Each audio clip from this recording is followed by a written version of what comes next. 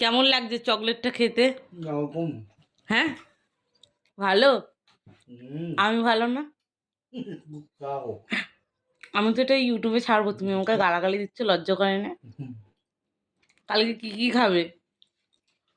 তাহলে সাদা বৃহস্পতিবার তো, জন্মদিনে আঁশ খেতে নেই। তুমি জন্মদিন পালন করছো নিজের জীবন করার জন্য, আরো যেন আয়ুটা বাড়ে। তুমি একটা পশু হত্যা করে মাছকে মেরে খেয়ে তোমার আয়ুটাকে শেষ করবে কেন? তাদেরও তো আয়ু আছে, বলো না? অতএব কালকে নিরামিষ। কালকে নিরামিষ কি খাবে? নিরামিষ কি খাবো? আলু ভাজা ডাল ভাত। ওর মানে মহারাজের একটাই খাবার, গরম গরম বেগুন ভাজা, আলু ভাজা, তেল লঙ্কা আলু ভাতে, নালে ডাল, আর গরম গরম ডিম ভাজা। আর কিচ্ছু নয়।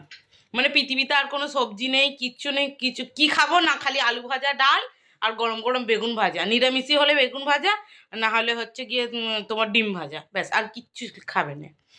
তো সঙ্গে থাকো, দেখতে থাকো কালকে দাদার জন্য জন্মদিনে কি কি রান্না করি। Tata, good night.